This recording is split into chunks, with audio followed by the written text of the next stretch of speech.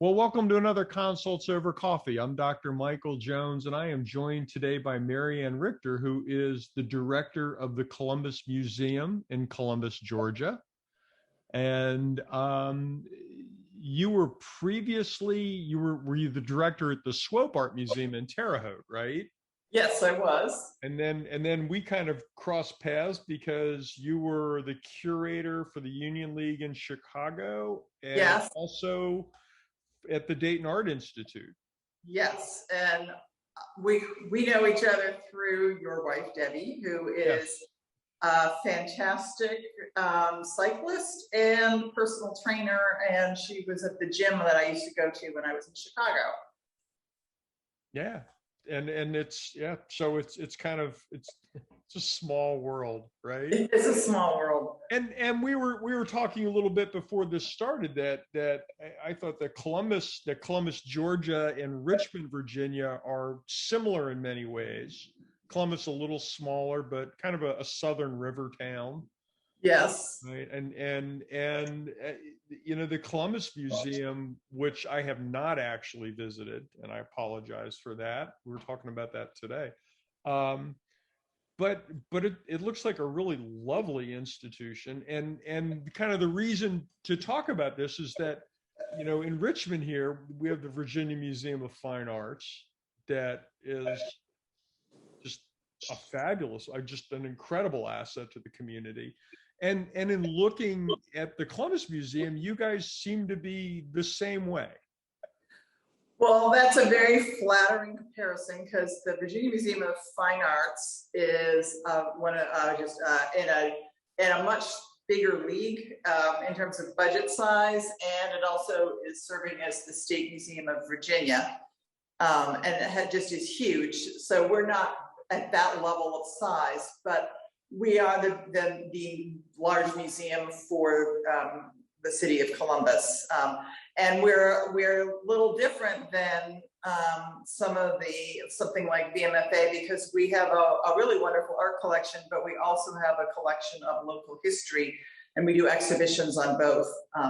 But what we do, I think the VMFA does a really good job of not just thinking about larger audience of tourists, but how it can serve the community of Richmond, but also particularly through traveling exhibition programs it has, serving the rest of the state to make art, get access to people in other communities who maybe don't find it that easy to get to Richmond. And we're a community museum, so we take serving, within about a 60-mile radius of Columbus, serving that community in particular.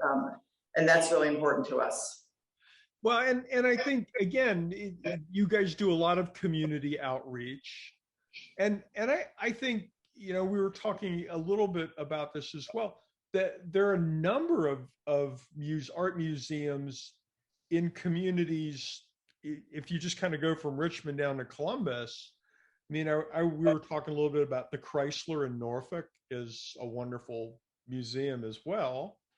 And then Debbie and I before COVID, there was a contemporary art museum in Raleigh that we were just really impressed with. Small, but quality stuff, and just lots of things going on other than just come in and look at the paintings. And that's sort of what I wanted to talk to you about, is the kinds of things that you guys are doing, and that I think probably community art museums in general have a lot more going on that should appeal to the general population. And it's just really a great place to go, especially now that the kids are out of school. Right. Well, we are unusual in Columbus because we're partially funded by the local school district, which is Muskogee County School District. And that, among other things, enables us to offer free admission, which I know VMFA has, so does the Chrysler, and I think a number of others. I happen to be a strong believer in free admission because that it removes one barrier to accessibility for people.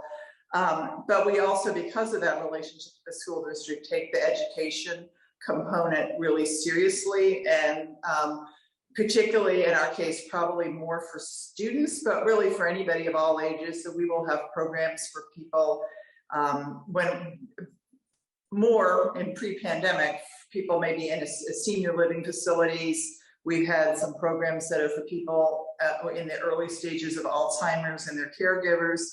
And then we do a lot with kids. So one thing that I'm really proud of that we developed, the education department led this starting a couple of years ago. We have a program called Museum Pals, which stands for Pre-K Art and Literacy in Schools.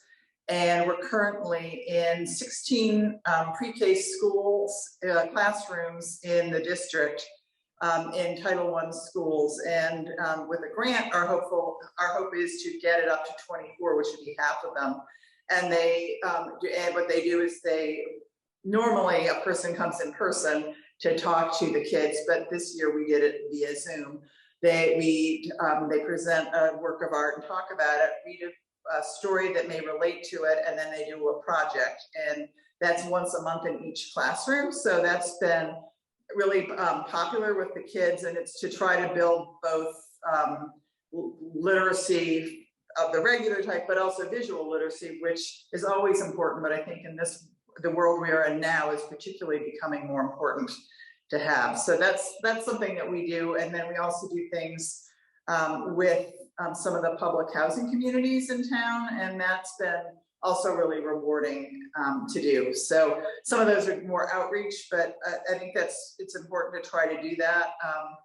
We're working on an exhibition right now that will be opening in the new year on the history of civil rights in the region, and for that we have an advisory group that is really and people who actually were part of that history and lived it. And so that's been really good also as a way to engage and make sure that we're not just sort of coming out from on high thinking we know something versus really trying to be someplace that people feel that they want to be, and that they're participating in, and that it's a more equal role than maybe the museums of the past were. Yeah, and I think that's one of the points I was hoping to get across. I think I don't know if it's stigma is the right word, maybe it is, that for people that maybe haven't gone to an art museum, there's this sense of like, well, it's this stuffy, stodgy place. It's like a library with a lot of pictures, old pictures. Yeah. And it's just,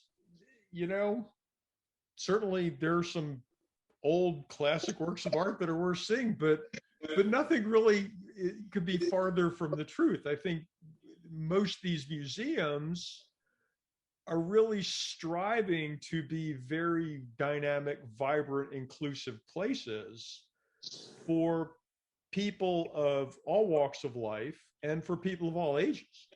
Right, I would agree. Majority of museums, and we're all working hard to be even more that way. I think in the past year or so, there's been criticism in some cases that museums haven't done enough of that, but I think people are really working hard to make it more that way.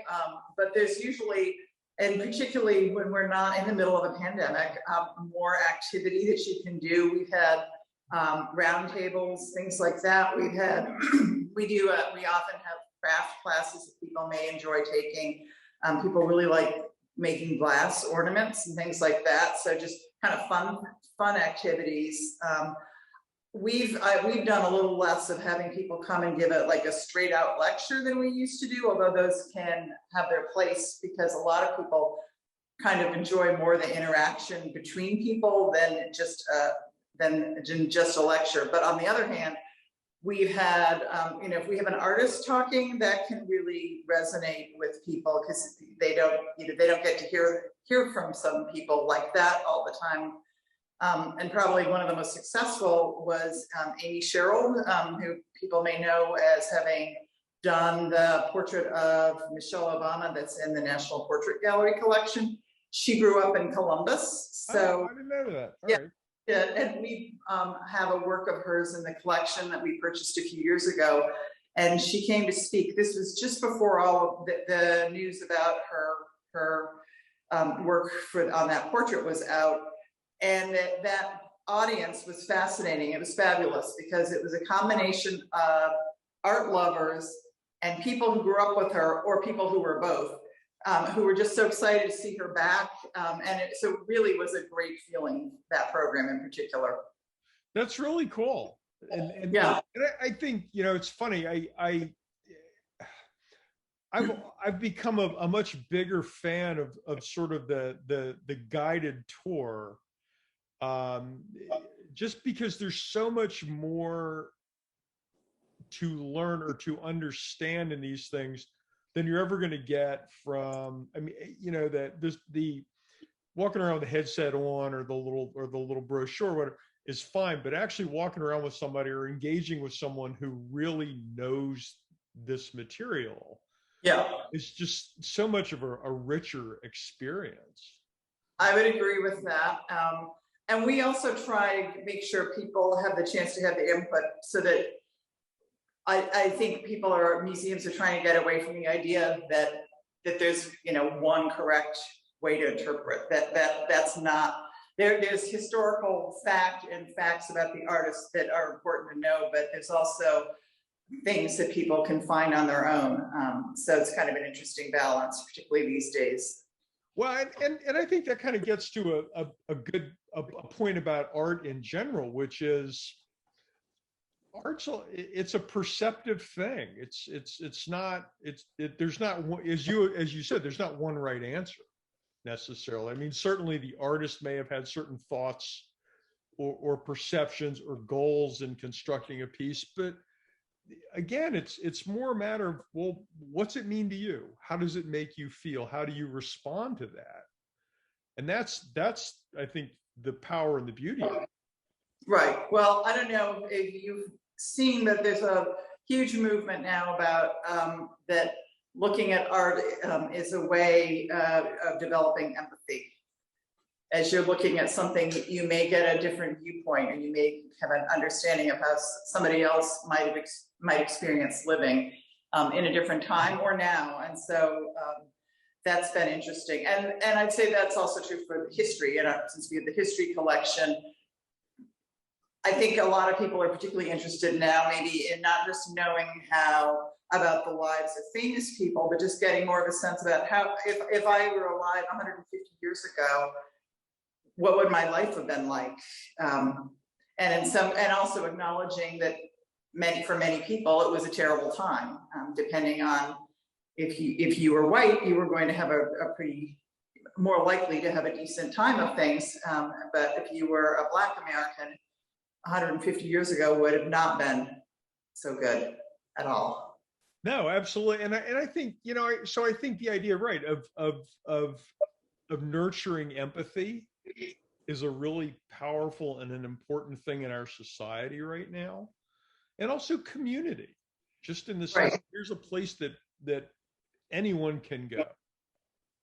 And you might have a conversation with someone standing in front of a painting or a sculpture or anything about what's this mean to you, or how do you perceive this? I mean, and I think that's the kind of thing that I think it's important to foster. And I think going forward as a society, there's a lot of tribalism at the moment that's not very healthy, and things that encourage civil discourse and understanding of others are very powerful and useful tools in our society right now. Well, I would like to agree with you that I think art museums do have a role for that.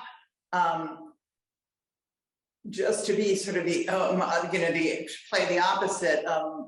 Most of us who are in museums are also aware that there's a colonialist past to it. I mean, that museums are built by people typically who are coming from a very privileged point of view, and it's really only been recently that the art that is in there, or the histories that's in there, is representing the entire community. I think we've made a lot of strides, but that is one thing to say, that you kind of, if you kind of are looking at it, you realize that it's definitely of the past, a particular point of view. So you can't really change how museums were in the past, but we can certainly work harder to make them a truly inclusive community. I mean, I look at what's the population like in a town, and are you representing, would the average person coming in, if you're thinking of demographics, find things that relate to them in some way. And I'm not sure that, say, 30 years ago, people would have thought that, but I think a lot of museum people think that now. Yeah, and or I think, have we overlooked people? I mean, there are artists and historical things that have been excluded. So to me, a lot of the fun is and responsibility is finding works to make sure we are not, through biases, ignoring people who are really great creators. do you think there's a much more conscious effort on the staff of most museums to move in that direction? Yes, I think the staff and museum administration and more generally, I think with the staff, definitely curatorial, most places are trying, and I think we have a ways to go, but people are aware, and it's like if people weren't aware of that, the blinders come off. So we've been trying for some years now in Columbus to do that, but I know VMFA has been making great strides in that, and I think a lot of the museums in your area probably have. And I'll also just say, you have phenomenal museums in kind of the whole Richmond, and then also in the Hamptons Roads area, because you've got not just the Chrysler and VMFA, but the Institute of Contemporary Art, and you've the William and Mary has the Muscarelli, and then it's not currently open, I think, to the public, but Hampton University Museum has a fabulous collection of African American art that I would recommend for people to visit. What do you know in the, like, say, in the Carolinas? North Carolina Museum of Art would be, I think, is maybe the largest museum in that state. Duke has University has the Nasher. North Carolina has Ackland. I haven't visited them. There's Ranallah House, which is at Wake Forest. So a lot of them are connected with universities. Asheville just did a renovation and expansion. So North Carolina has the Southeast has a lot of really great museums. There's a lot of really great art in the Southeast of the United States. Yes, I would agree. It's a very rich culture on a lot of levels. I would agree with that too. And then, right now, and I haven't seen it, but just VMFA just opened this show called The Dirty South. It's stunning. Yeah, it's getting rave reviews. It was just reviewed in the New York Times, in fact. So, and of course, I have to put a pitch that Columbus co-organized a show that's currently at the Chrysler, the first of the venues on Alma Thomas, called Alma W. Thomas, Everything is Beautiful. And some of the work in there is from our archives at the Columbus Museum, because she also was originally from Columbus, and her sister, John Maurice, donated archival material to the museum. So that's an important part of that exhibition. Oh, that's cool. That's why you were just at the Chrysler recently, right? Yes, for that. Our curator, Jonathan Frederick Walls, co-curated the exhibition with the Chrysler curator, Seth Feeman. So this was after many years of work. So it's always exciting to see an exhibition happen. So I have to put a plug for that while it's on view there. Absolutely. So the other thing I wanted to talk to you about a little bit is we certainly talked about art museums as places to go and look at well-regarded works of art in general. But there are also places, there are a lot of classes that are offered for people, at least certainly here, and I see there as well, that for adults and kids, if you want to learn how to paint or draw, many do that, yes. And some will even have kind of, in the old days, we might have a school attached, but we will sometimes offer adult classes. We also will do other kinds of programs. We were doing a mystery program where you solve a crime in the museum, and a lot of other museums have done that. And I know we've got a photography class that'll happen in the fall. So I don't know, the specifics of the museums where you are, but there are usually some classes that people can take, or you could take a class. We haven't done this recently, but sometimes museums will have a class on a particular topic if what you want to learn about is that.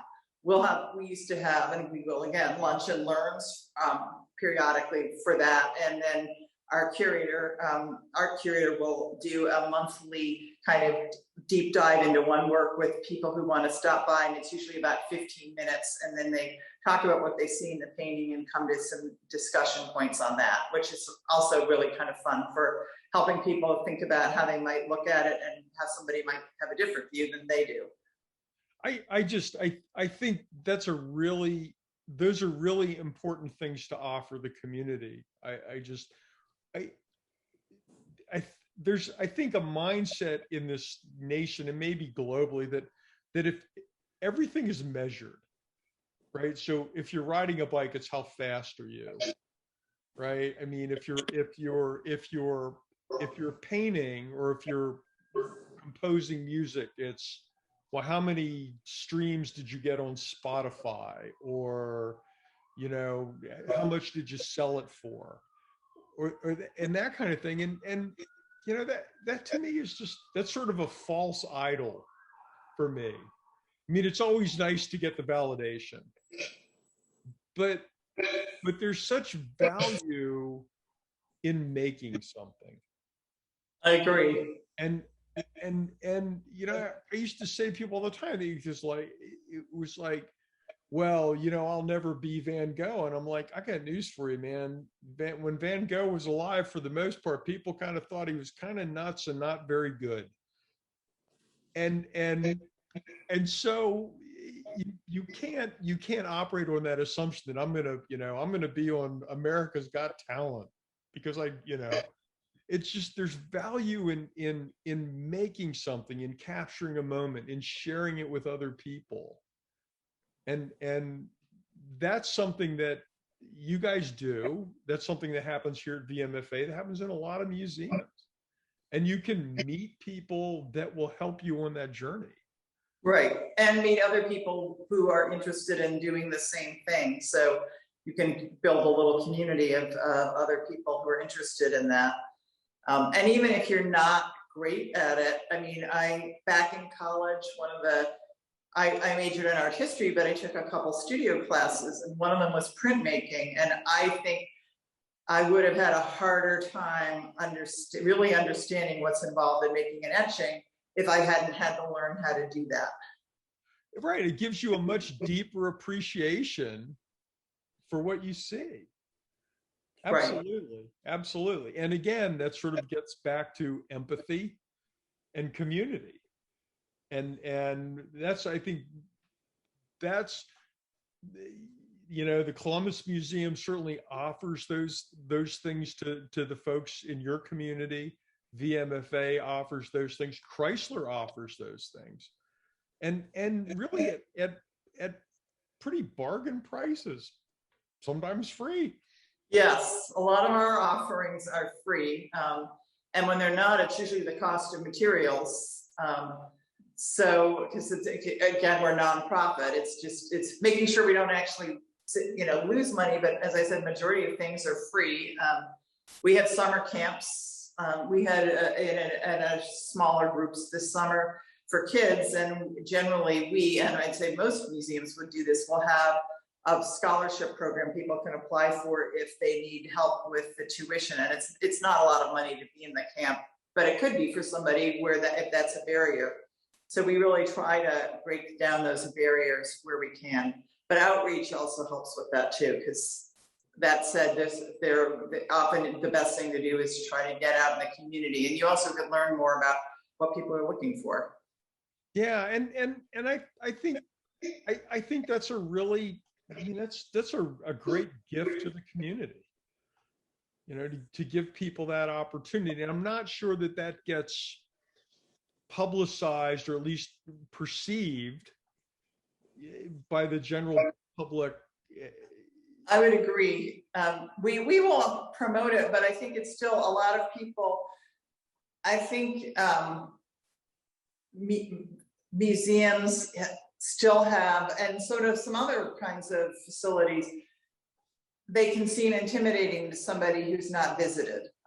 Like there's some secret code that you need to know to feel comfortable there, which is not the case. And we try that not to be the case, but I'm aware that that still could be the perception. So it's important for us, you know, to have and appreciate your frontline staff, because they're the face of the museum and the people who really make it possible for people coming in to feel welcome. So it's important to listen to what they're saying about experience, and they often can relate to some really amazing things that may happen and tell us, you know, of moments of connectivity that are happening that I might not know about it, because I'm not patrolling every day, you know, or talking to people at the front desk.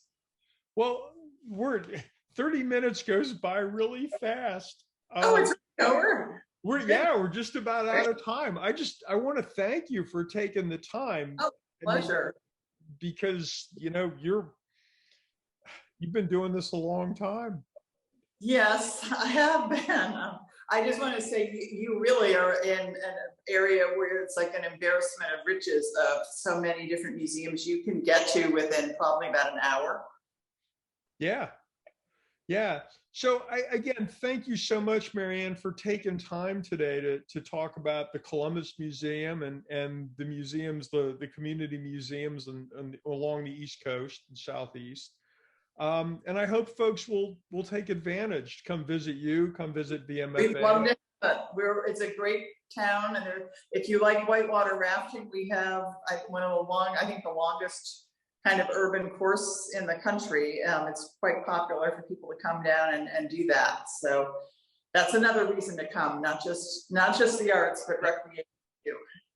Yeah, well, Debbie and I have been talking about we need to take a road trip down there at some point too, and come visit the museum and see Columbus. Be great. So again, thanks. I really appreciate you taking the time, and hopefully, you know, folks will take advantage of these things.